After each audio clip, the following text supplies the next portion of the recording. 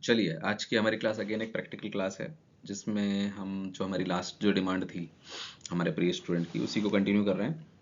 तो focus exam purpose से ही रहेगा, पर अगर कोई मेडिकल ऑफिसर भी इस वीडियो को देख रहे हैं तो it will be like a review. बहुत डिटेल में नहीं जाएंगे हर केस के, उतना ही डिटेल में जाएंगे जितना एग्जाम पर्पस से ज़रूरी है। बट रहेगा थोड़ा सा कि मोटा मोटा आपको हर केस का थोड़ा थोड़ा कवर हो जाएगा। हाँ चलो शुरू करते हैं। तो चलो पहला केस सिनेरियो देखते हैं। जैसे इसमें आपको क्वेश्चन यही आता है कि prepare PMR for this case. अच्छा, एग्जाम में यूजुअली जब मैं भी एग्जाम लेता हूँ तो मैं इस तरह से शॉर्ट फॉर्म यूज़ नहीं करता हूँ जैसा इसमें दे रखा है, पर यहाँ स्लाइड पे जगह बचाने के लिए मैंने किया हुआ है तो मैं बताता जाऊँगा। पर एग्जाम में यूजुअली आपको फुल फॉर्म मिलेंगे हमेशा। तो प्रिपेयर है postmortem report for this case, 10 number का क्वेश्चन है ना। और एक यूजुअली एक नोट लिखा अनलिखा सा होता ही है कि right imaginary data which is not provided, क्योंकि एक केस सिनेरियो में सब कुछ नहीं दे सकते हम, तो जो जो आपको केस के हिसाब से लगे वो आप यूज़ कर लेना। ठीक है, अंडरस्टूड है। नाउ केस देख लो इसको। Mister Vimal Gupta 30-year-old male was brought to ED, that is emergency department of GMC. GMC यानी गवर्नमेंट मेडिकल कॉलेज, जो भी है हमारे GMC Ratlam, MGM Indore, GMC Chandigarh, GMCH Chandigarh, है ना, on 17th August 2024 at 9 p.m. with alleged history of RSA roadside accident while riding his bike 1 hour back। अच्छा, exam में ना आपको ये फुल फॉर्म दिए होंगे हमेशा ना, हर चीज़ का फुल फॉर्म दिया होगा, तो मैं यार जगह बचाने के लिए मैंने शॉर्ट में लिखा है सारा। On arrival to the ED he had an actively bleeding wound present over the left thigh. Immediate resuscitative measures, securing airway, establishing IV access, and administering fluid resuscitation were done.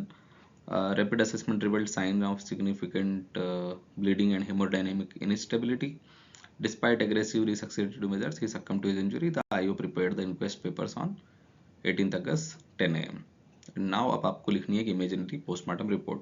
तो देखो ये एक पहला scenario हुआ आपका road side accident का, ठीक है, जिसमें क्लियर कट आपको एक पोस्टमार्टम रिपोर्ट बनानी है कि रोड साइड एक्सीडेंट हो तो कैसे करना है। ठीक है,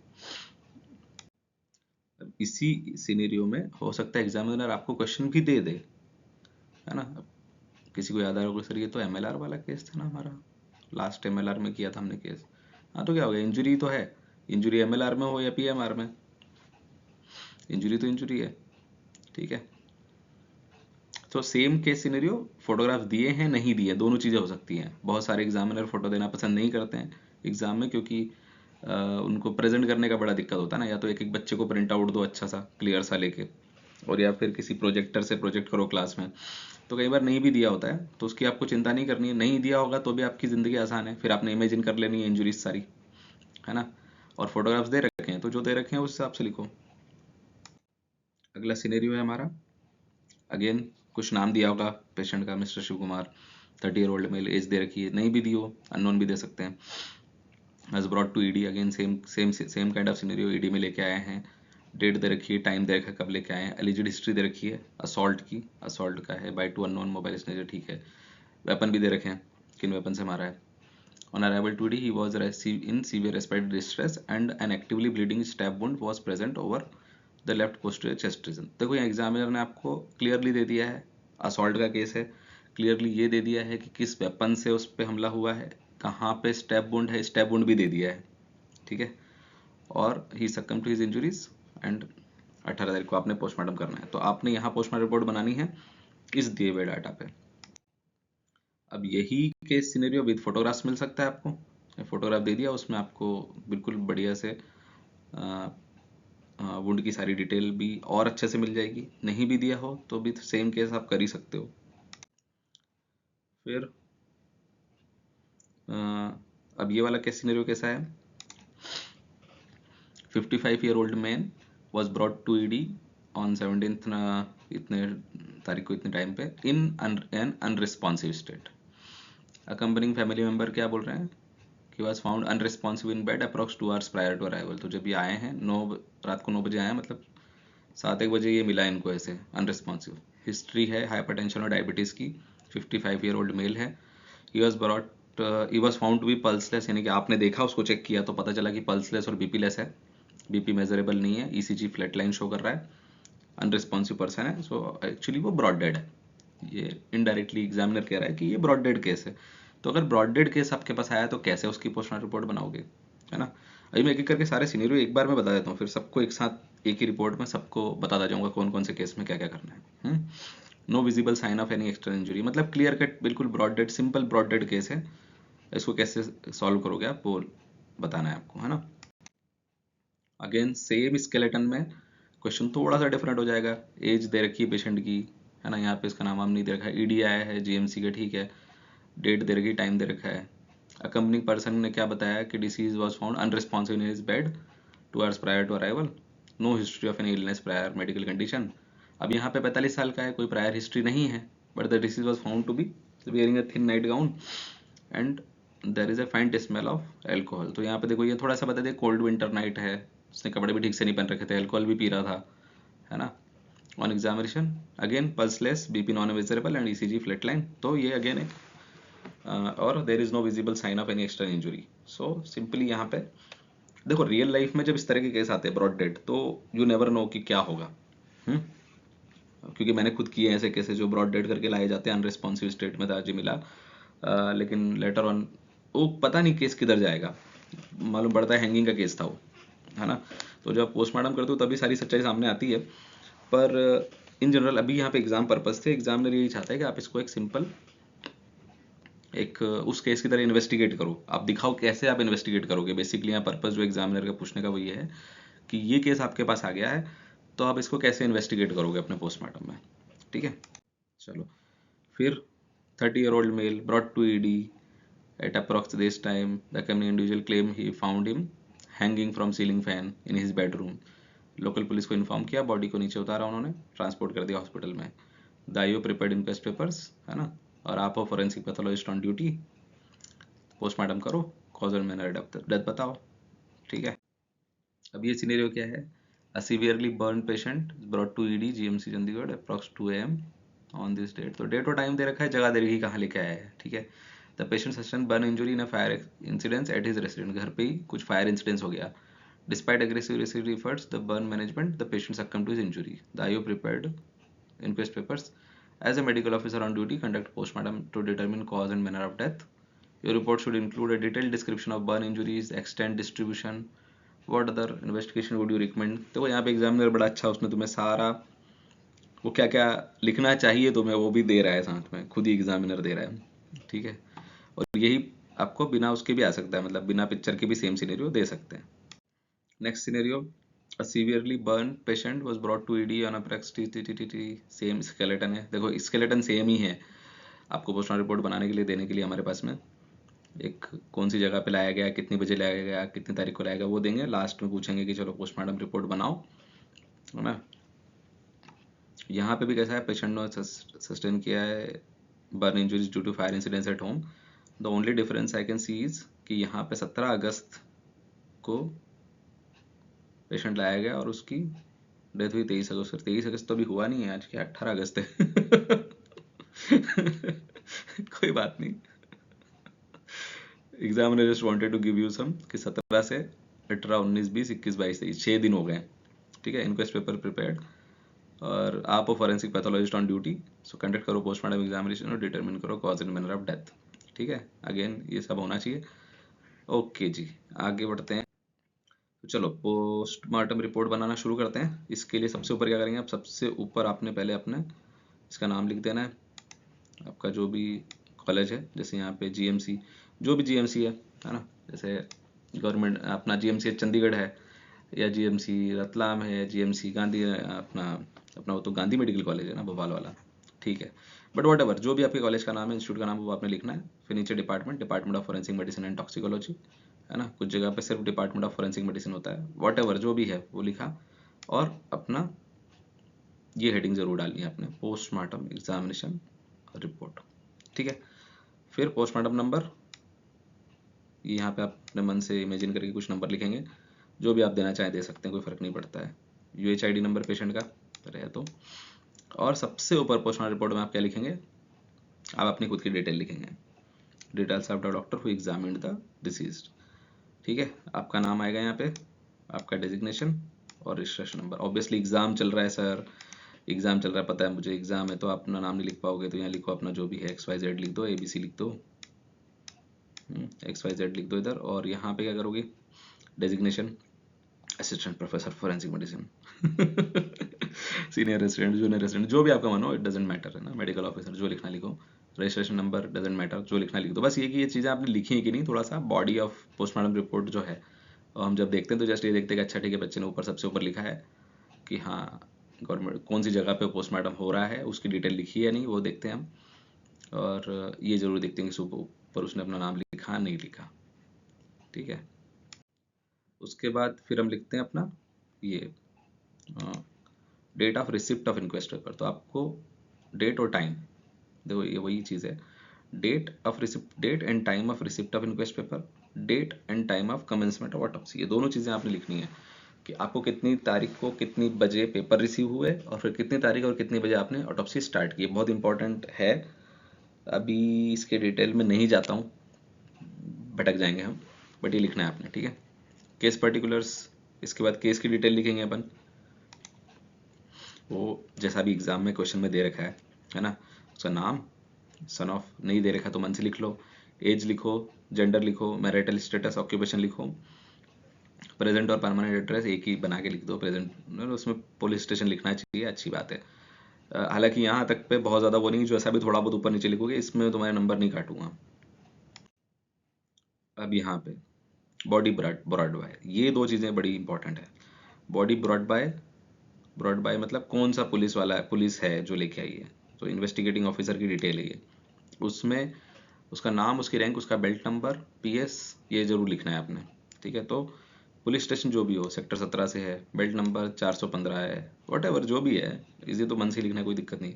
रैंक जरूर लिखनी है उसकी, SI, ASI, हेड कांस्टेबल, इनमें से जो भी है, और नाम। फिर ये आ गए आपके person identifying the body, body किसने आइडेंटिफाई की, तो ये कौन होंगे, जो रिलेटिव हैं डिसीज्ड के। रिलेटिव कैसे होते हैं, तो नाम ये सब मन से ही लिखना है आपने, नाम, उसका address, address same as deceased, जो एड्रेस डिसीज का है वही उसका भी है, और उसका रिलेशनशिप क्या है, तो रिलेशनशिप क्या है, सन है, फादर है, वट एवर जो भी रिलेशन है, PS और डिस्ट्रिक्ट, ये लिख दिया आपने। यहाँ तक की डिटेल बहुत ज़्यादा वो नहीं है, जो भी थोड़ा बहुत लिख दोगे चल जाएगा। ये एक एक्स्ट्रा चीज़ बता रहा हूँ, अगर कोई डाउरी डेथ का टाइप का केस है, मजिस्ट्रेट आए हुए हैं इंक्वायरी करने के लिए, या फिर कोई कस्टोडियल डेथ का केस है, तो उनमें इनकी डिटेल लिखी जाती है, अदरवाइज ज़रूरत नहीं होती। हाँ, अब यहाँ पे अगर बॉडी आपकी अनआइडेंटिफाइड है, यानी एग्जाम में आपको एग्जामिनर ने सिनेरियो ही ऐसा दिया है जिसमें कि बॉडी अननोन है, पता नहीं है उसका, कुछ दिया नहीं है, तो फिर आइडेंटिफिकेशन डिटेल्स, जस्ट लाइक जैसे आप MLR में लिखते हो आइडेंटिफिकेशन मार्क्स वगैरह, वो बना के लिख दो यहाँ पे, इसमें कुछ बड़ी बात नहीं है। पर ध्यान रखना है, अगर जैसे मैंने पेशेंट की सारी आपको नाम वगैरह सब दे रखा है, डिटेल दे रखी है, साथ में फैमिली मेम्बर है, आपने कॉलम छोड़ दिया तो कोई फर्क नहीं पड़ता। पर अनआइडेंटिफाइड बॉडी है, अननोन बॉडी है, दे रखा है अननोन बॉडी है, तो मतलब एग्जामिनर चाहता है कि आप ये लिखो, ठीक है। अब यहाँ पे और क्या है आगे, हाँ ठीक है, ये in case of hospital death, अगर हॉस्पिटल डेथ हुई है, ऑब्वियसली अभी हमने जो सिनेरियो देखे 5-6, उसमें हम यही बता रहे हैं ना कि 2 तो ब्रॉड डेट थे, उसके अलावा के तो ऐसे ही है कि जो हॉस्पिटल आए, कुछ का इलाज भी हुआ है, कुछ कुछ टाइम तक रहा है, तो कितनी तारीख को हॉस्पिटल आए थे, क्या टाइम, डेट और time of arrival in hospital, date of time of death, ये दोनों दे रखा है एग्जाम में, ही दे रखा होता है, तो कोई दिक्कत नहीं लिखने, UHID नंबर 1 से लिख दो, हो गया। तो यहाँ तक काफ़ी का सारी हमारी बेसिक चीज़ें हो गई। अभी एक चीज़ जो यहाँ बोलना चाह रहा हूँ कि अ, आपने इतनी सारी जो MLR बनाई है अभी तक, उसको बनाते बनाते क्या एक आदत पड़ जाती है कि कंसेंट भी लेना है ना। तो ये एक एग्जाम पर्पज से बता रहा हूँ, एग्जाम पर्पज से इंपॉर्टेंट चीज़ हो सकती है, रियल लाइफ में तो कभी शायद ऐसी गलती नहीं होगी आपसे, क्योंकि फॉर्मेट होते हैं सामने और आप एक सिस्टम में काम कर रहे होते हो, पर कहीं यहाँ पे तुम एक कंसेंट ही लिख दो कि आइडेंटिफिकेशन मार्क्स भी लिख दिए, तरफ कंसेंट भी लिख देते तो वो लिखोगे नंबर काट लो तुम्हारे, ठीक है, ऐसी गलती नहीं करना। चलो, अब उसके बाद पोस्टमार्टम रिपोर्ट का जो मेन पार्ट है वो शुरू होता है कि as per IO and as per hospital record आपके पास क्या इन्फॉर्मेशन है, IO ने आपको क्या इन्फॉर्मेशन दी है और हॉस्पिटल रिकॉर्ड में क्या इन्फॉर्मेशन है वो लिखनी है। तो जैसे as per IO alleged history of RSA, that is roadside accident, on such date at about this time near this place, है ना, when the deceased was whatever he was doing वो लिखो। First he was taken to, कहाँ लेके गए उसको, और फिर कहाँ, और फिर कहाँ। ठीक है, जैसे ये वाला हमारा केस था, ये सिंपल एक आरएसए का केस है। इसी को देखें तो क्या है, as per I alleged history of road side accident on अब ये इसमें जैसे क्या दिया हुआ, 17 अगस्त को 9 बजे with alleged history of RAT while riding A bike 1 hour back. तो मतलब 17 अगस्त को एट अबाउट 8 PM। तो यह डेट आ गई 17 अगस्त एट अबाउट 8 PM नियर। अब यहाँ पे जैसे नहीं दे रखा है कहाँ हुआ एक्सीडेंट, तो लिख दो मन से कुछ भी, नियर सेक्टर 17, नियर जो भी आपके आसपास है ना। कहाँ हुआ, नियर लाल बाल्टी कचौरी की दुकान है ना, जैसा भी हो वो लिख के वो करके, और फिर व्हाइल राइडिंग हिज बाइक, तो वो क्या कर रहा था बंदा, when the deceased was riding his bike and collided with some vehicle, some car, some truck, है ना, ऐसे ही होता है। आप साइकिल से जा रहे होते हो तो बाइक से टकरा जाते हो, बाइक से जा रहे थे कार से टकरा जाते हैं, कार से जा रहे ट्रक से टकरा जाते हैं, मतलब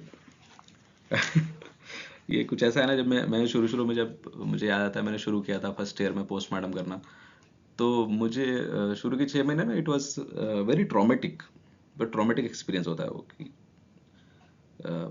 मुझे ऐसा लगने लग गया था कि यार कुछ भी करो, मतलब कहीं से भी मौत आ सकती है ना, क्योंकि दिन भर ऐसी ही बॉडीज आपके पास आती है। क्या कर रहे थे, बोले साइकिल पे जा रहे थे, तो क्या हुआ, ट्रक ने मार दिया। क्या कर रहे थे, पैदल जा रहे थे, पैसे में बाइक वाला मार गया। तो कोई कार से जा रहे थे, कार वाला मार गया। एयरबैग खुल गए थे, फिर भी ऐसा हो गया। मतलब लाइक कुछ भी कहीं भी कुछ कर रहे हो, क्या कर रहे थे, घर में बाथरूम में फिसल गए, कहीं भी डेथ कहीं से भी आ सकती है। चलो कोई नहीं, ठीक है। तो and first he was taken to, तो कहाँ, जैसे इसमें दे नहीं रखा है तो आप लिख लो अपने हिसाब से, कहाँ लेके गए थे, फिर वहां से कहाँ लेके गए, वहां से हमारे कॉलेज में रिफर किया, वो सब चीज़ें, ठीक है। इसके सिनेरियो पे लिखेंगे इसी हिस्ट्री को, तो कैसी हो जाएगी ये, एज पर आयो allegedly the deceased was assaulted by two unknown person, है ना, using लाठी एंड चाकू on 18th August 24 at about 3 AM when the deceased was walking by the side of road, है ना, ऑन दिस प्लेस, जो भी जिस भी जगह पे हुआ घटना, जिस जगह पे जिसके नियर हुआ है, वैसे उस हिसाब से लिख लो, उस कोई बड़ी बात नहीं है उसमें, ठीक है। फिर उसको कहाँ लेके गए, सीधे ही वॉज रश टू, सीधे हो सकता है ना, यहाँ पे इतनी जगह ले जाने का टाइम का 1 घंटे पहले तो हुआ है। So he was rush to GMCH Chandigarh, बस।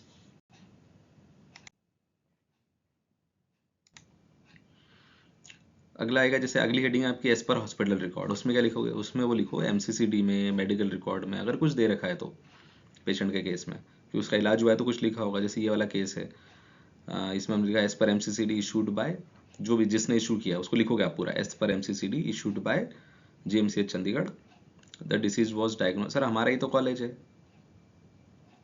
आप ही का कॉलेज है, फिर लिखने की ज़रूरत है, हाँ है। कहाँ का मेडिकल, कुछ नहीं, लाइट चली गई थी, वापस आ गई, ठीक है। सो है ना, तो as per MCCD issued by GMCH Chandigarh या वट एवर जो भी आपका मेडिकल कॉलेज का नाम है, the deceased was diagnosed as क्या था, जैसे जो भी MCCD में लिखा हो अगर दे रखा है तो, नहीं तो थोड़ा सा मन से बना लो केस के हिसाब से। RSA का केस है तो सीवियर हेड इंजरी ने केस ऑफ RSA, है ना, इधर लिख लिया तुमने traumatic right below knee amputation with severe haemorrhagic shock, जो भी जैसा भी केस हो उस टाइप का बना के लिख सकते हैं उसको, ठीक है। कुछ मेडिकल रिकॉर्ड लिखना चाहो तो और भी लिख सकते हो, डिपेंडिंग अपॉन द केस कितने दिन एडमिट रहा है। पर मेनली हम हॉस्पिटल रिकॉर्ड में यही MCCD और MLR में कुछ दे रखा हो तो वो लिखना ठीक रहता है। चलो, उसी चीज़ को अब इसके ऊपर लगा के देख लोगे, ये रिवाइज के लिए डाला है वापस से स्लाइड आपको, कि इस केस सिनेरियो पे अपने ये दोनों क्वेश्चंस के जवाब दे सकते हो आप, कि एस पर आई हो, है ना, कैसे यहाँ पे इसको लाया गया अनरिस्पॉन्सिव स्टेट में, कितनी तारीख को, कितनी बजे, क्या कर रहा था, घर वाले लेके आए, वो सारी हिस्ट्री बना के लिख सकते हो दोनों केसेस में।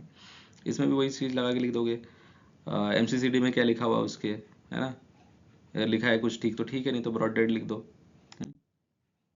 सेम चीज़ इसके ऊपर लगा के देख लोगे अब बर्न के ऊपर, दोनों क्वेश्चंस को इस पर एक्सपेरिमेंट करके देखो, थोड़ा पॉज करो वीडियो को, सोचो अगर मेरे कोई केस आया, ये केस सिनेरियो है, तो मैं एस पर आईओ में क्या लिखूँगा, मैं क्या लिखूँगा एस पर हॉस्पिटल रिकॉर्ड में क्या लिखूँगा। तो जब बर्न का केस है तो एस पर IO allegedly the deceased sustained thermal injuries या burn injuries on this date at this place uh, when he was what ever he was doing in his house, कि क्या कर रहा था, कुछ स्टोव जला रहा था, है ना, या सो रहा था, ही वॉज स्लीपिंग, है ना, and due to some electric short circuit, है ना, जो भी आग फैल गई। जैसे भी कहानी बनाना चाहो, तुम्हारी कितनी लच्छेदार अंग्रेजी तुमको आती है उस पर डिपेंड करता है, वो लिख दो, ठीक है।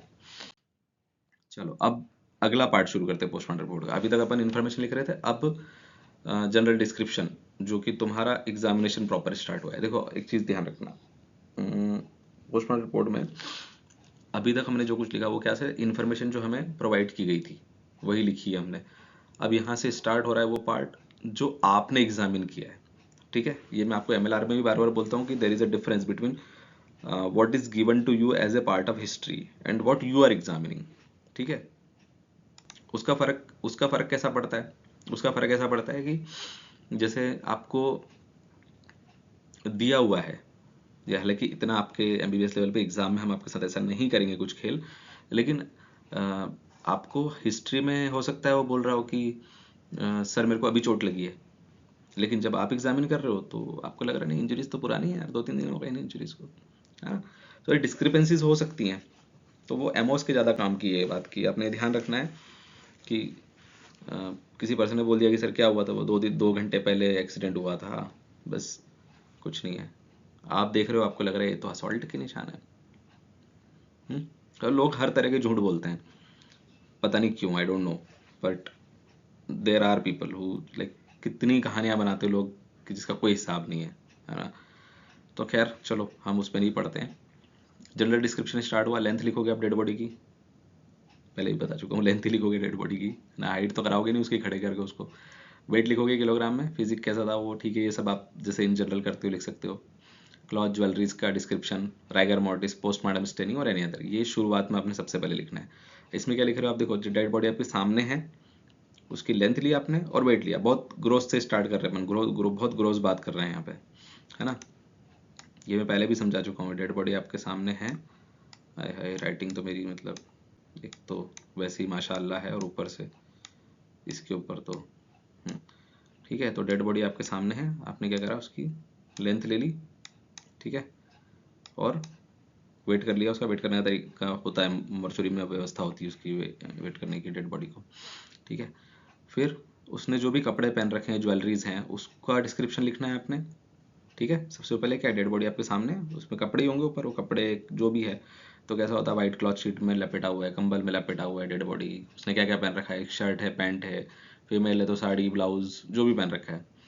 राइगर मोर्टिस चेक करोगे आप सबसे पहले, और पोस्टमार्टम स्टेनिंग चेक करोगे, और कुछ और हो तो वो लिख के आप आगे बढ़ोगे। कैसे उसको करेंगे, देखो जैसे ये डिस्क्रिप्शन लिखना है आपने, है ना। तो कैसे चला कि dead body covered with a printed blanket and wrapped in a white cloth sheet and wearing blue checked shirt and brown lower, बस हो गया सिंपल। कोई बर्न का केस होगा तो कैसा होगा, hospital bandages and dressing over neck chest abdomen both thighs, है ना। बर्न केस ऐसे ही आते हैं पूरे, अगर हॉस्पिटल एडमिटेड है तो ऑब्वियसली पूरे बैंडेज होंगे ही उसके ऊपर, ठीक है। फिर राइगर मोर्टिस और पोस्टमार्टम स्टेन, इनको कैसे लिखोगे, rigor mortis present all over the body, for example, मतलब बॉडी आपके पास यूजुअली जब तक आती है तब तक ये मोस्ट कॉमन फाइंडिंग है ये, और आपके भी जितने मैंने केस सिनेरियो दिए सारे ऐसे ही हैं, मतलब जस्ट डेथ हुई है और नेक्स्ट डे पोस्टमार्टम हो रहा है, तो वो टाइम कुछ ऐसा ही होगा कि पोस्टमार्टम होते होते 12 घंटे क्रॉस हो चुके हैं, तो ऑलमोस्ट आ गया होगा ऑल ओवर, ठीक है। पोस्टमार्टम स्टेनिंग कैसी होगी, present all over the back of the body except over the areas of contact flattening and is fixed. So present all over the back of the body, क्यों, क्योंकि body आपने जितने मैंने आपको सीनियर दिए उसमें से एक डेथ हुई, डेथ के बाद क्या हुआ होगा, बॉडी को मॉर्चुरी में रख दिया होगा। यूजुअली सारे केसेस ही दिए हैं मैंने आपको कि रात को 9 बजे के करीब पर्सन पहुंचा ईडी में, ब्रॉड डेड है या फिर उसकी वहाँ डेथ हो गई ईडी में इलाज के दौरान, और नेक्स्ट डे 10, 11, 12 बजे पोस्टमार्टम हो रहा है, तो तब तक बैक ऑफ बॉडी जो है वहाँ पे पोस्टमार्टम स्टेनिंग इकट्ठा हो जाएगा, ब्लड सारा पूल हो जाएगा, तो हो जाएगी वहाँ पे पोस्टमार्टम स्टेनिंग, ठीक है। Except over areas of contact flattening, obviously जहाँ पे कॉन्टेक्ट फ्लैटनिंग होती है वहाँ पे नहीं होती है। फिक्स है नहीं है, फिक्स है वो आप देख सकते हो अपने केस के हिसाब से। एक चीज़ यहाँ पर आती है, जो बर्न के केस हैं उनमें कह सकते हो आपकी could not be appreciated due to extensive burn, depending on के बर्न, पीठ पे बर्न कितने फैले हुए हैं, तो नहीं भी एक्सेप्ट दिखती कभी। हेमोरेजिक शॉक का केस है तो फिर फेंटली डेवलप होती है। और जैसे क्या हो सकता है, जैसे ये multiple infected bed sore present over the bony prominence of back chest. अब ये स्थिति तब होगी जब पेशेंट काफ़ी दिनों से एडमिट था। तो एनी अदर कुछ और फाइंडिंग हो तो लिख दो। अब देखो यहाँ पे एक इंपॉर्टेंट चीज़ और बता देता हूँ। ये जो है आपने लिखा राइगर मोर्टिस पोस्टमार्टम स्टेनिंग, ये दोनों चीज़ें कैसी हैं? ये है वो फाइंडिंग्स जो हर डेड बॉडी में होगी, है ना।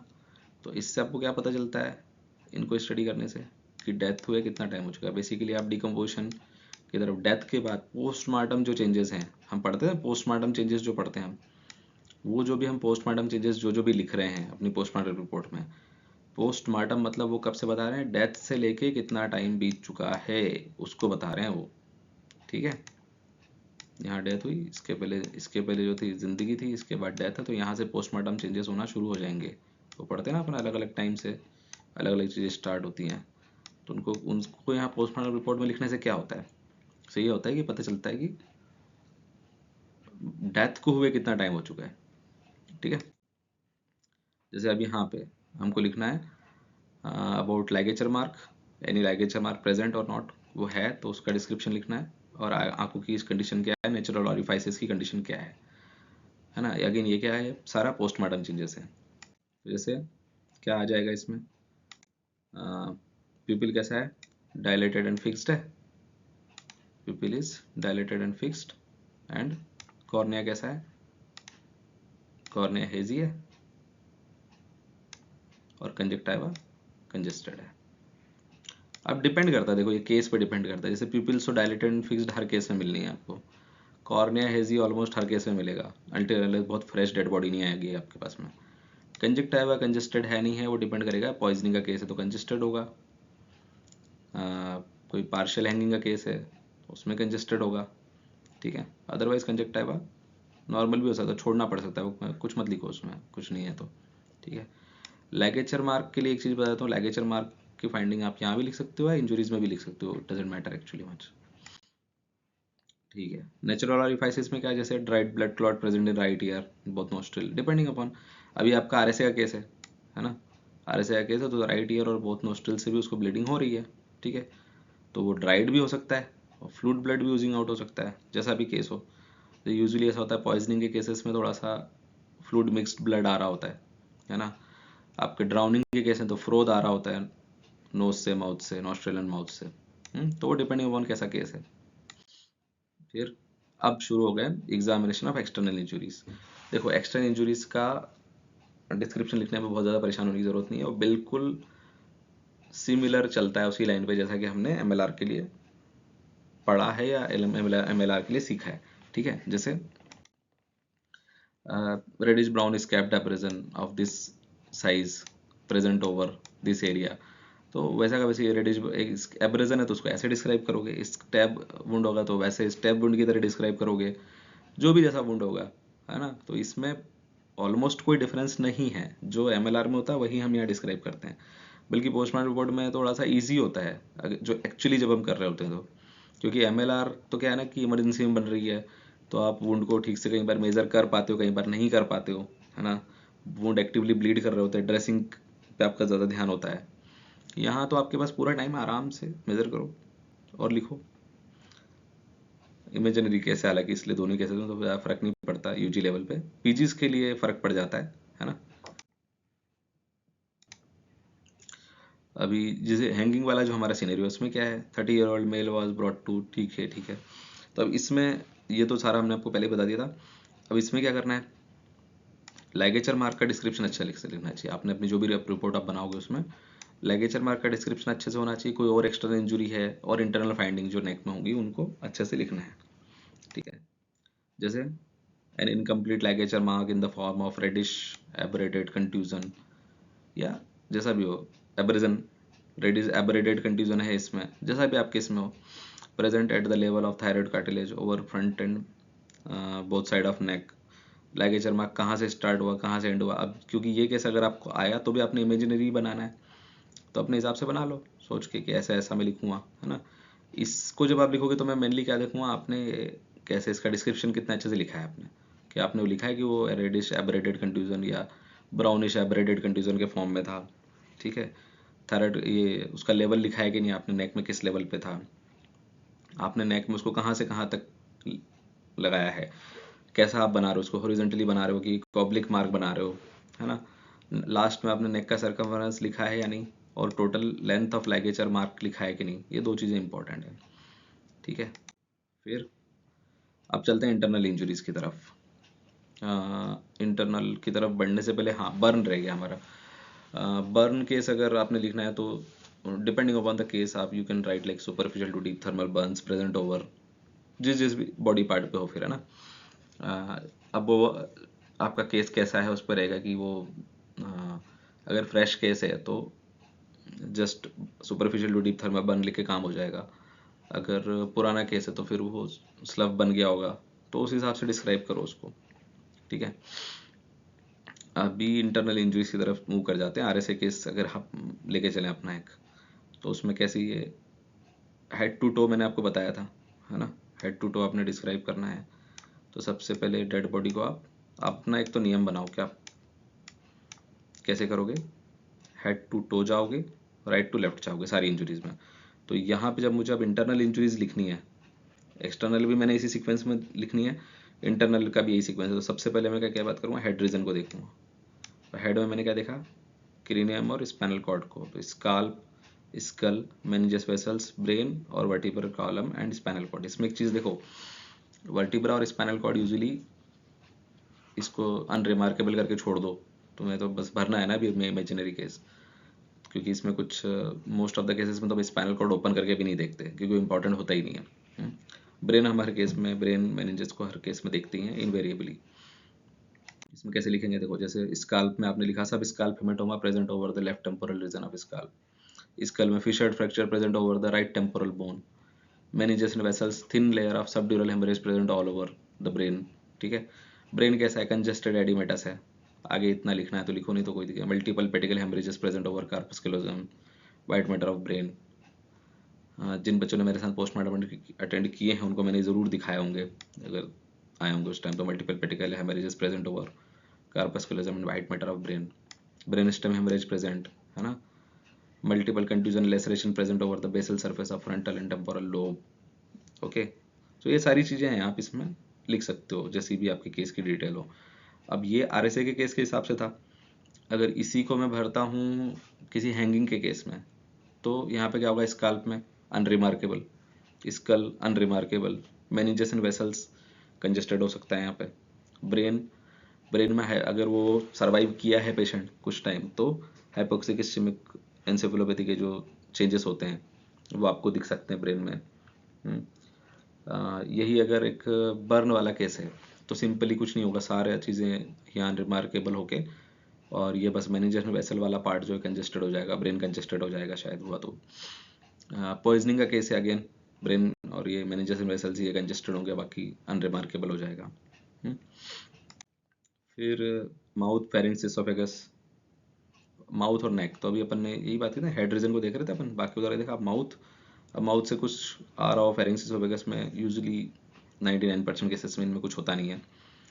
नेक और इधर अब देखो ये वाला जो हिस्सा है neck, condition of neck tissue, thyroid, hyoid bone, larynx, trachea, ये कहाँ इंपॉर्टेंट होगा, हैंगिंग के केस में, है ना।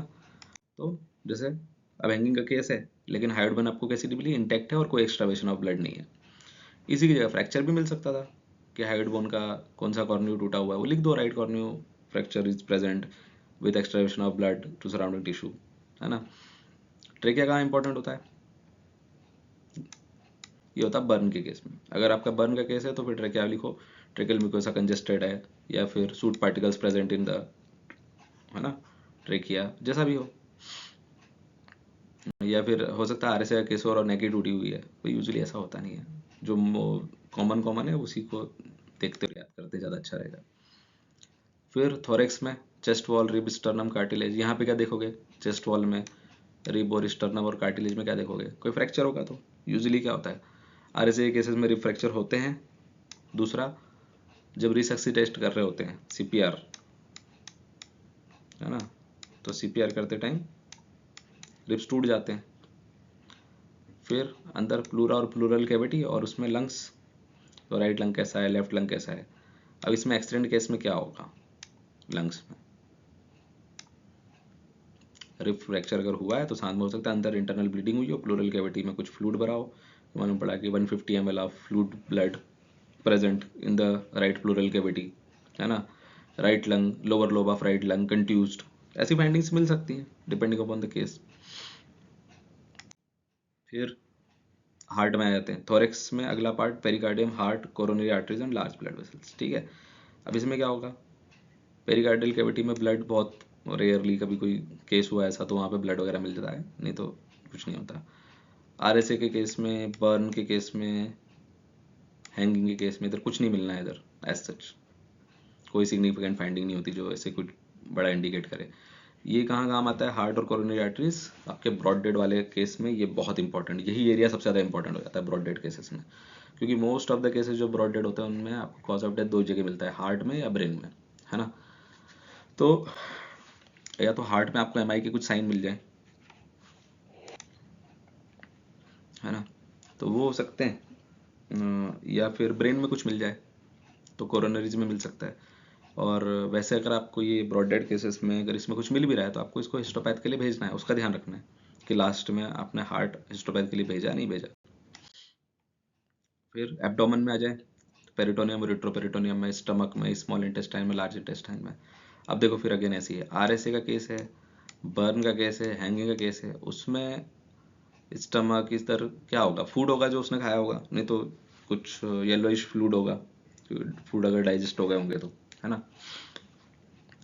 RSA के केस में ये क्या हो सकता है, कुछ नहीं, RSA के केस में भी कुछ नहीं होगा इनमें, मतलब नॉर्मल RSA केस में कुछ नहीं होगा। ये कहाँ इंपॉर्टेंट होगा, पॉइजनिंग के केस में। अगर आपका केस पॉइजनिंग का केस है तो स्टमक की म्यूकोसा पे आपने कमेंट करना है ना, वो फ्लूड कैसा फ्लूड मटेरियल प्रेजेंट था। कई बार जो पॉइजन खाया है वो रॉ फॉर्म में ही मिल जाता है स्टमक में ही, ठीक है, तो वो अगर प्रेजेंट है तो उसको लिखना है। और अदरवाइज जो भी केस वाइज जैसा भी प्रेजेंट हो, जैसे for example about 200 cc of semi-solid yellowish color fluid content, a yellowish color food content with recognizable partially digested dal particles present, ठीक है। पॉइजनिंग का केस है तो म्यूकोसा कंजेस्टेड, अगर है तो कंजेस्टेड है तो लिख दो कंजेस्टेड है, ठीक है। RSA केसेस में कई बार होता है रिट्रोपेरिटोनियल हेमरेज वगैरह प्रेजेंट होता है तो वो लिख दो, ठीक है। पेरिटोनियल कैविटी में भी हो सकता है फ्लूइड ब्लड प्रेजेंट। आगे दूसरे इंटरनल ऑर्गन देखें तो लीवर, स्प्लीन, पेनक्रियाज, किडनी, सुप्रारेनल, इनमें सब में क्या होगा, जो एब्डोमिनल ऑर्गन्स हैं हमारे। अगर RSA का केस है, बर्न का केस है, इवन कोई होमिसाइड का केस है, डिपेंडिंग अपॉन द केस, जैसे स्टेप वुंड, अगर पे स्टेप वुंड लगा है तो उसके हो सकता है कि उससे कोई इंटरनल ऑर्गन पे चोट लगी हो, वो हो सकता है। इसके अलावा पॉइजनिंग का केसेस है तो ये सब चीज़ें कंजेस्टेड हो जाएंगी, किडनी कंजेस्टेड हो जाएगी, लीवर गॉलब्लैडर कंजेस्टेड हो जाएंगे। यही अगर RSA का केस है जिसमें हिमरेज हुआ है ना, हिमरेज कैसा, एक्सटर्नल इंटरनल कैसा भी हुआ हो, तो किडनी कैसे मिल जाएगी, किडनी आपकी पेल हो जाएगी, लिवर आपका पेल हो जाएगा, स्प्लिन पेल हो जाएगी, तो इंटरनल ऑर्गन्स पेल हो जाएंगे। तो इनकी फाइंडिंग्स पैरेलल चलती हैं। अगर हिमोरेजिक शॉक है तो सारे के सारे पेल हो जाएंगे, पॉइजनिंग का केस है तो सारे के सारे कंजेस्टेड हो जाएंगे, है ना। और अगर कोई असॉल्ट का केस है तो फिर तो डिपेंड करता है किस ऑर्गन को कहाँ चोट लग जाए, कुछ कह नहीं सकते। यूरिनरी ब्लैडर, इसमें क्या होगा, या तो यूरिन प्रेजेंट होगा या एब्सेंट होगा। अगर पेशेंट एडमिट हुआ है तो यूजुअली डॉक्टर उसको कैथेटराइज कर देते हैं सीरियस पेशेंट को, तो यूरिनरी ब्लैडर एम्प्टी हो जाता है ना। और नहीं तो इसमें आपको कुछ मिल जाएगा, ठीक है। फिर organ of generation, obviously male अगर आपका पेशेंट है तो उसमें टेस्टिस की फाइंडिंग, और इधर फीमेल है तो ओवरी की फाइंडिंग। इसमें कुछ होता नहीं 99% केसेस में। इंपॉर्टेंट जो है वो ये है फीमेल के केस में, यूटेरस, उसका साइज और प्रोडक्ट ऑफ कंसेप्शन अगर है तो वो आपने ज़रूर से यहाँ पे मेंशन करना है। तो यहाँ इस पॉइंट पे एक चीज़ बता देता हूँ। देखो, जब भी आप कोई केस कर रहे हो, कोई भी पोस्टमार्टम का केस कर रहे हो आई मीन, और आपके सामने डेड बॉडी है फीमेल की, तो ये एक यूटेरस जो है वो आपका बहुत इंपॉर्टेंट एरिया बन जाता है जो आपने देखना ही देखना है, बिल्कुल मिस नहीं होना चाहिए किसी भी हालत में यूटरस। ठीक है, यूटरस में क्या था, इस चीज़ का हमेशा ध्यान रखना। अगर आपका जो केस है वो बर्न का केस है, बर्न का केस है, तो आपने ट्रेकिया देखना ही देखना है, कुछ भी हो जाए। ओके, ये ट्रेकिया बना दिया मैंने। अगर आपका केस जो है वो पॉइजनिंग का केस है, तो आपने स्टमक और इंटेस्टाइन वाला जो पार्ट है वो देखना ही देखना है। ये मैं किसके लिए बोल रहा हूँ सारा, ये मैं आपके फ्यूचर के लिए बोल रहा हूँ, जो फ्यूचर में आप पोस्टमार्टम कर रहे होंगे, या जो मेडिकल ऑफिसर है जो आज पोस्टमार्टम कर रहे हैं। तो कई बार ऐसा होता है कि आप पोस्टमार्टम के टाइम पे हेल्प लेते हो, और आपके जो हेल्पिंग स्टाफ होता है वो आपको उसमें करवा देता है, पोस्टमार्टम करने में हेल्प करता है, लेकिन आपने एटलीस्ट ये चीज़ नहीं मिस करनी है, कुछ भी हो जाए। ये आपने अपने हाथ से या फिर अपनी आंखों के सामने देखनी ही देखनी है, इसको बिल्कुल मिस नहीं होने देना है इन स्पेसिफिक इन केसेस में, है ना। चलो फिर अब बात करते हैं कुछ और। इसके बाद एक और कॉलम है कि कोई भी मसल बोन, कोई फ्रैक्चर हो, कोई भी डिसीज डिफॉर्मिटी दिख रही हो, कोई डिसलोकेशन दिख रहा हो, कुछ भी और बच गया हो, तो वो लिख दो अब यहाँ पे। ठीक है, फिर अब आ जाते हैं ओपिनियन पे। आ, तो ओपिनियन में आपने क्या क्या लिखना होता है। ओपिनियन में आप लिखते हो कॉज और मैनर ऑफ डेथ क्या है, इंजुरीज जो हमने बॉडी पे देखी, कौन सी इंजुरी एंटीमॉर्टम है और कौन सी पोस्टमार्टम है, और nature of weapon and force. अब इसमें एक चीज़ ये, जैसे एक चीज़ बता दूं कि जैसा केस होगा वैसा ओपिनियन होगा। एक तो ये कॉज और मैनर, कॉज ऑफ डेथ तो देना ही था हमने, कॉज और मैनर ऑफ डेथ पे। एंटीमॉर्टम और पोस्टमार्टम का ऐसा है कि अगर कोई इंजुरी जब आप पोस्टमार्टम कर रहे हो, ठीक है, और आपको लग रहा है कि इंजुरी पोस्टमार्टम इंजुरी है, तो उसको इंजुरी के कॉलम में डिस्क्राइब ही नहीं करते हैं हम, उसको एनी अदर में डिस्क्राइब करते हैं। फिर बीच में दिया था ना एनी अदर का कॉलम, वहाँ पे डिस्क्राइब करते हैं। ठीक है, क्योंकि पोस्टमार्टम इंजुरीज का एज सच कोई लेना देना कई बार होता नहीं है कॉज ऑफ डेथ और मैनर ऑफ डेथ से, तो उसको यहाँ लिख के कन्फ्यूज नहीं करना है। हम यहाँ पे इंजुरी के कॉलम में, एक्सटर्नल इंजुरी के कॉलम में वही इंजुरीज लिखेंगे जो जिनका हमारे कॉज एंड मैनर से लेना देना है। ठीक है, ओके। तो एग्जाम्पल्स कुछ बता देता हूँ। जैसे आप इस तरह से लिखना शुरू करेंगे, कैसे लिखना शुरू करेंगे कि in my opinion the cause of death in this case is, क्या लिखेंगे, in my opinion the cause of death in this case is combined effect of craniosacral damage consequent to blunt trauma to head and hemorrhagic shock। ये एक तरह का opinion होगा। एक opinion यही हो सकता है, सिंपल सा आरएसए के केस का बता रहा हूँ ये। In my opinion the cause of death in this case is craniocerebral damage consequent to blunt trauma to head, बस। एक ये भी हो सकता है, in my opinion the cause of death in this case is haemorrhagic shock consequent upon injury number, जो भी injury जिसके कारण हुआ है वो जो आपने दे रखी है, इंजुरी नंबर 1 2 3 जो भी आपने डिस्क्राइब की हुई है। हैंगिंग का केस है तो in my opinion the cause of death in this case is asphyxia consequent upon hanging. अब ये आपका जो हैंगिंग का केस है, ये ऐसा केस है सपोज जो ब्रॉड डेड लाया गया आपके पास में, तो how routine viscera has been preserve to be sent for chemical analysis to rule out concomitant intoxication.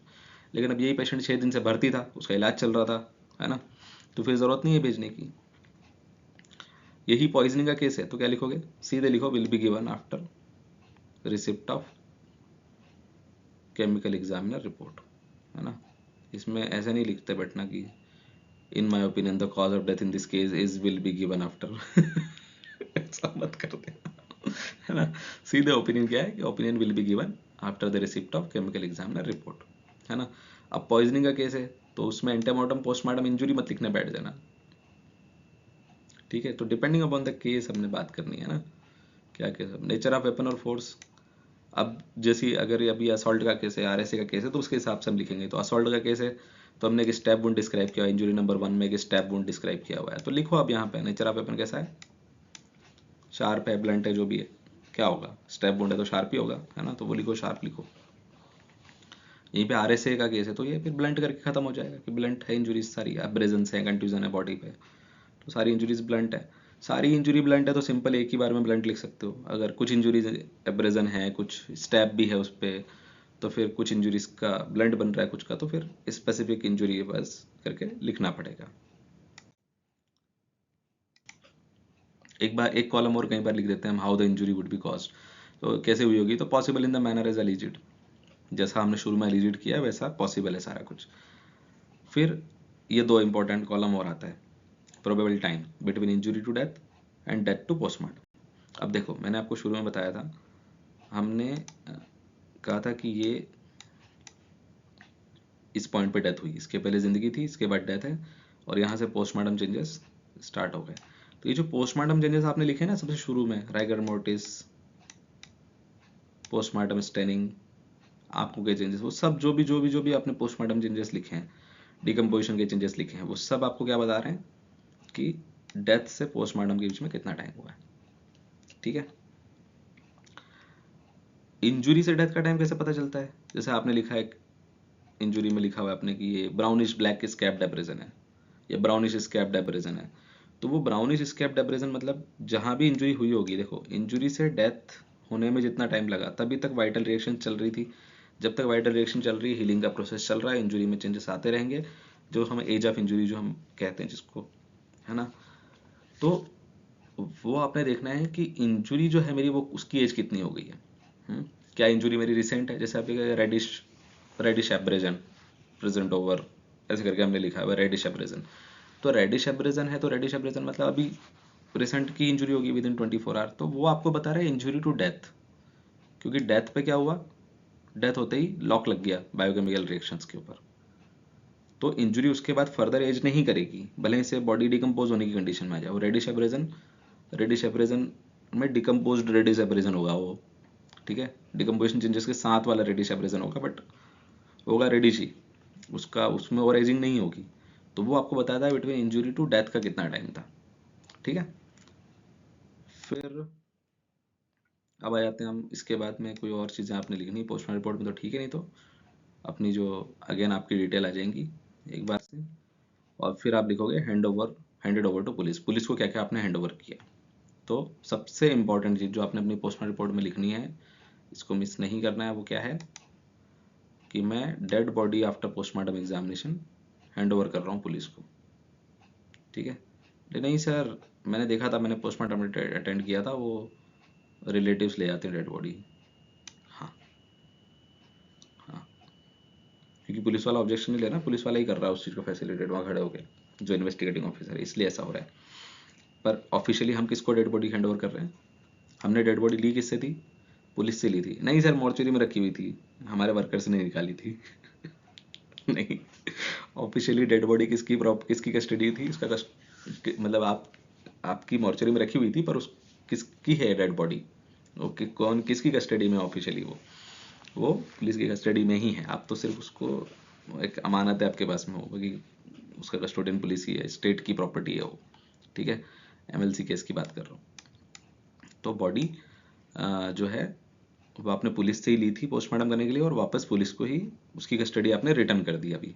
ठीक है, तो वापस किया, और विथ इट्स बिलोंगिंग सील्ड और अनसील्ड, बिलोंगिंग्स जो भी थे, कुछ बिलोंगिंग ऐसे होते हैं जो हम सील करके देना चाहते हैं तो सील कर सकते हैं, अदरवाइज अनसील्ड पुलिस वाले को हैंड ओवर कर दिया।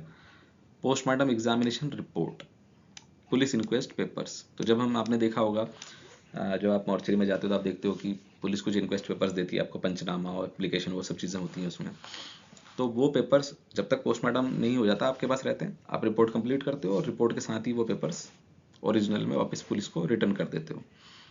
ठीक है, ये दो चीज़ें बहुत इंपॉर्टेंट है, ये आपने अपने एग्जाम में लिखना ही लिखना है, क्या क्या हैंड ओवर किया पुलिस को वापस, dead body after postmortem examination and postmortem examination report.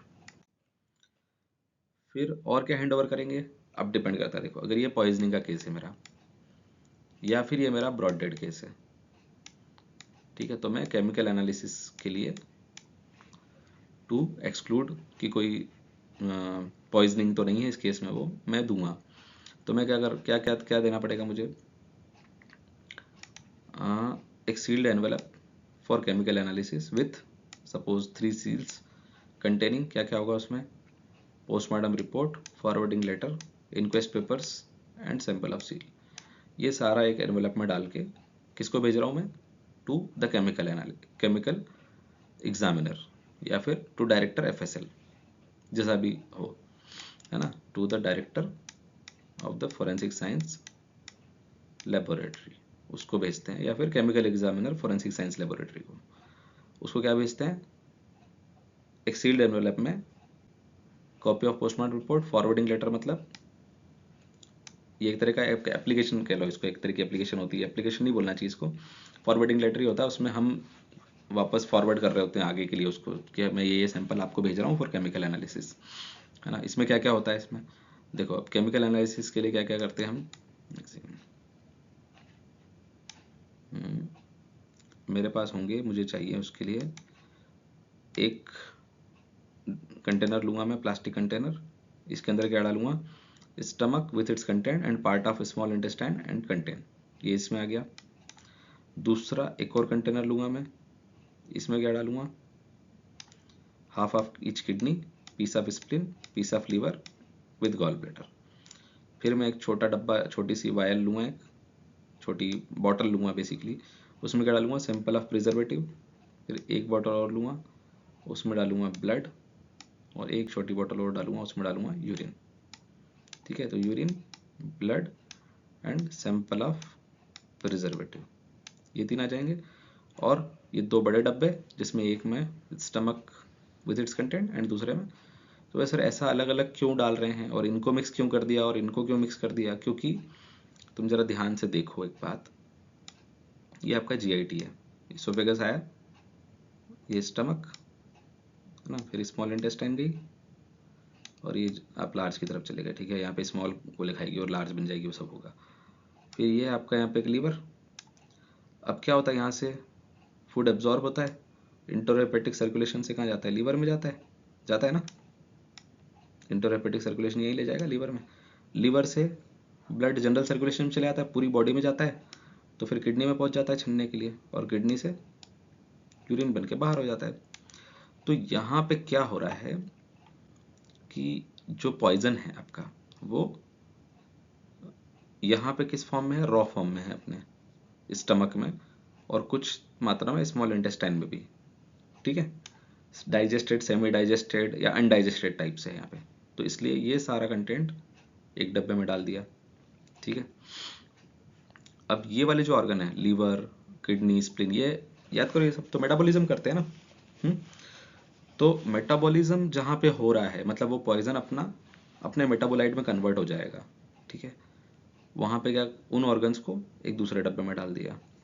ठीक है, फिर ब्लड यहाँ पे बीच में है, इंटरहेपेटिक सर्कुलेशन में भी, जनरल सर्कुलेशन में भी है, तो यहाँ पे इसलिए तीसरा एग्जाम्पल ब्लड का लिया। और यूरिन से छन के, सॉरी, ब्लड छन के जब यूरिन बन गया, तो वहाँ पे और कुछ डिफरेंट मेटाबोलाइट हो सकते हैं, इसलिए यूरिन का सैंपल अगर मिल जाए तो वो भी। तो सर सैंपल ऑफ प्रिजर्वेटिव क्यों लिया, सैंपल ऑफ प्रिजर्वेटिव मतलब बेसिकली हम यहाँ पे यूज़ करते हैं saturated solution of common salt. क्या यूज़ करते हैं, saturated solution of common salt, नमक, बेसिकली नमक को का एक सैचुरेटेड सॉल्यूशन बनाते हैं, और उसको एज ए प्रिजर्वेटिव इनके अंदर यूज़ करते हैं, इन कंटेनर्स में डालते हैं अलोंग द ऑर्गन्स। तो उसका एक सैंपल भी भेजना है साथ में। उसका क्यों भेजना है साथ में, याद करो जब आप 12th में एक्सपेरिमेंट करते थे, तो वहाँ पे क्या होता था, जब केमिकल लेबोरेटरी में जब एक्सपेरिमेंट करते थे, तो वहाँ पे कंट्रोल की बात होती थी हमेशा ना, कंट्रोल। तो अभी भी आप जब इसमें केमिकल एनालिसिस करोगे तो यू नीड ए कंट्रोल, यानी कि अगर मुझे इसमें सल्फास मिल रहा है और इसमें सल्फास मिल रहा है, तो ये सफिशिएंट नहीं है टू प्रूव कि कॉज ऑफ डेथ, या जो ये जो है कॉज ऑफ डेथ, वो सल्फास पॉइजनिंग है। वो सैंपल ऑफ प्रिजर्वेटिव में भी में निगेटिव आना चाहिए। अगर इसमें भी पॉजिटिव आ रहा है तो मतलब तुम्हारे प्रिजर्वेटिव में ही सल्फास मिला हुआ था, तो फिर तो आएगा ही सी ना इधर भी, है ना। तो इसलिए उसको एज ए कंट्रोल आपने भेजना होता है। खैर, आगे चलते हैं। फिर a sealed envelope for histopathological examination with seals containing, with 3 seals containing copy of postmortem report, forwarding letter, sample of seal, है ना, और सील्ड बॉक्स विथ इसमें भी 1 2 3 जितनी भी सील्स आप लगा रहे हो, 3 seals each containing following viscera for histopathological examination. तो यहाँ पे वही एक तो आपका जो जाएगा एनवेलप, है ना, एनवेलप किसको, आपकी बार किसको जाएगा, एचओडी पैथोलॉजी, आपके मेडिकल कॉलेज के एचओडी को चले जाएगा, पैथोलॉजी डिपार्टमेंट के, और साथ में वो डब्बा। अब डब्बा डिपेंड करता है कि आप कौन कौन से ऑर्गन भेज रहे हो। जैसे हम तो पीजीआई में पूरा ब्रेन ही भेज देते थे कई बार, तो फिर बाल्टी जाती थी, डब्बा नहीं जाता था है ना। और और क्या हो सकता है, मोस्ट इंपॉर्टेंट हार्ट होता है। साथ में पीसेस ऑफ लीवर, किडनी, वो भी भेजे जा सकते हैं, कंप्लीट भी भेजे जा सकते हैं, जैसा भी हो। वो कैसे प्रिजर्व करते हैं, क्या करते हैं, वो थोड़ा सा टेढ़ा काम है, उसको कभी डिटेल में बताऊंगा। बट हिस्टोपैथोलॉजिकल एग्जामिनेशन के लिए आप यूजुअली हार्ट भेजना होता है हमें, सबसे ज़्यादा इंपॉर्टेंट वही होता है। ठीक है, तो वो रखा आपने। और इसको किस में रखेंगे, किस में, यहाँ पे प्रिजर्वेटिव क्या होगा हिस्टोपैथ के लिए,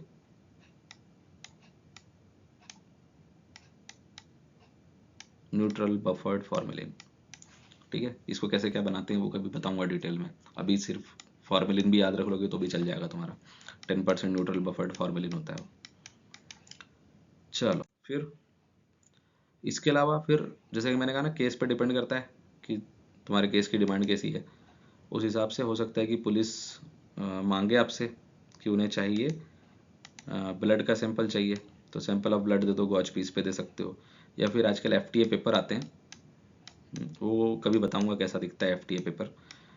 फिल्टर पेपर जैसे ही होता है वैसे तो, पर एफटीए पेपर आते हैं, वो डीएनए के सैंपल के लिए पुलिस वाले अगर ब्लड मांग रहे हो तो उस पर दे सकते हैं, बहुत इजीली प्रोसीजर होता है वो। फिर हैंगिंग का केस है तो लाइगेचर मटेरियल जा सकता है, क्योंकि कई बार डेड बॉडी के साथ ही आता है लाइगेचर मटेरियल, तो हमें उसको रिमूव करना होता है उसको। फिर अपने आप उसका प्रोसीजर है वो अभी नहीं डिस्कस करेंगे, बाद में करेंगे। सेक्सुअल असॉल्ट का केस है तो may be you may have taken a lot of swaps in that case, तो वो अगर भेजना है साथ में तो और अगर आपने इस केस में फोटोग्राफ्स लिए हैं और आप चाहते हैं कि वो फोटोग्राफ्स उस पोस्टमार्टम रिपोर्ट का हिस्सा बने, तो फोटोग्राफ्स भी ड्यूली इनिशिएट करके आपको हैंड ओवर करने हैं। फिर बस लास्ट में इसके जो भी आपका इन्वेस्टिगेटिंग ऑफिसर है उसका ले लो नाम, Ratanlal, SI, belt number, police station, sector 17, date डाल दो, खत्म हो गई रिपोर्ट बस। इतना सिंपल सा था।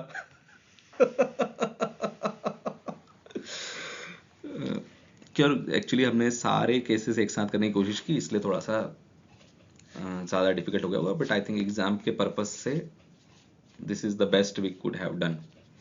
तो चलो, best of luck for your exam. I hope इससे आपको कुछ फ़ायदा मिला होगा। बस ये ध्यान रखना, पोस्टमार्टम रिपोर्ट में जब लिख रहे हो तो मुझे डिटेल्स लिखते टाइम क्या क्या चीज़ों का ध्यान रखना है, डिपेंडिंग अपॉन मेरा केस उसके हिसाब से मैं बनाऊंगा अपनी जो प्रिलिमिनरी डिटेल्स भरूंगा। फिर मैं भरूंगा इंजुरीज वाला जब कॉलम आएगा मेरा एक्सटर्नल इंजुरीज का, तो डिपेंडिंग अपॉन माई केस में एक्सटर्नल इंजुरी लिखूंगा। अगर पॉइजनिंग का केस है तो एक्सटर्नल इंजुरीज आप लिख सकते हो, there is no external injury, just like, है ना। हैंगिंग का केस है तो एक लेगेचर मार्क का बना दो। अगर आपका आरएसए का केस है और आप ही को बोला इमेजिन करने के लिए, तो कुछ एब्रेजन्स, कुछ कंट्यूजन, कुछ फ्रैक्चर, वो सब दिखा दो एक्सटर्नल इंजुरी में, है ना। इंटर इंजुरी में भी वैसे ही डिपेंड करेगा कि अगर आरएसए का केस है तो you can just write most of the things as unremarkable, head to toe चलते जाओ, जो जो ऑर्गन्स सामने आ रहे हैं वो लिखते जाओ। फिर पॉइजनिंग का केस है तो कंजेस्टेड हो जाएंगे, हेमोरेजिक शॉक का केस है तो पेल हो जाएंगे, है ना। और फिर ओपिनियन लिखते टाइम पे cause of death, manner of death, time since death, time since injury, इन पे कमेंट करना ही करना है, इसको नहीं छोड़ना है, ठीक है। So I hope you will get good marks with this. Thank you.